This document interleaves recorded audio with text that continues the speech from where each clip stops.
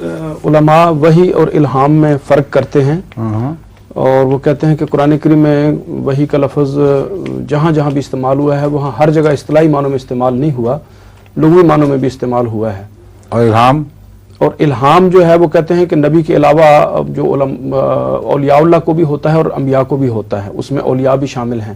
لیکن وحی میں اولیاء شامل نہیں۔ سمجھ نکالنا ہے سند تو میرے علم میں نہیں، لیکن بہرحال اس قسم کے دلائل دیکھیں نا، وحی کا تعلق جہاں تک ہے، عورت کو بھی وحی ہوئی، شہد کی مکھی کو بھی وحی ہوئی، اور بھی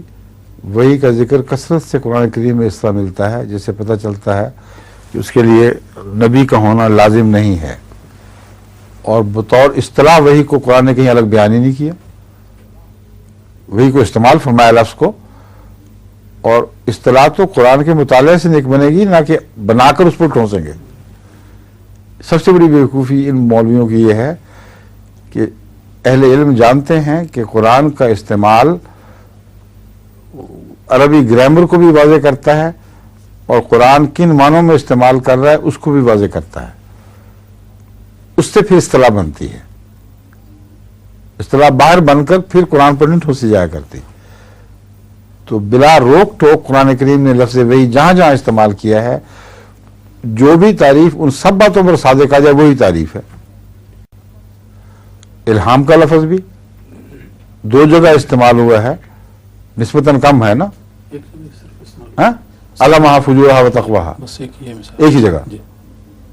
اور جو یہ کہتے ہیں الہام کہ صلاح امت کو بھی الہام ہوتا ہے، قرآن کریم میں تو میں بتا 2 کہہ رہا تھا تو 1 نکلا، میرے ذہن میں تھا کہ 2 جگہ ہوا ہے،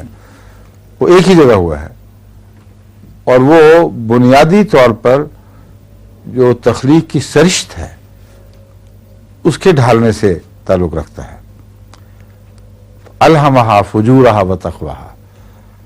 ہر چیز جو خدا تعالیٰ نے پیدا کی ہے، ہر نفس، اس کو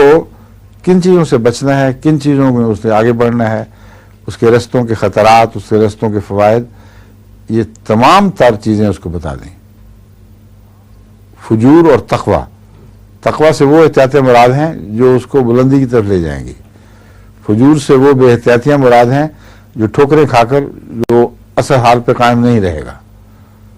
گر جائے گا کہیں۔ تو قرآن کریم نے تو وہ الہام کا لفظ ان معنوں میں استعمال ہی نہیں کیا جو یہ اصطلاح بتا رہے ہیں، پھر کہاں گئی وہ اصطلاح، کہاں سے نکالی انہوں نے؟ ٹھیک ہے۔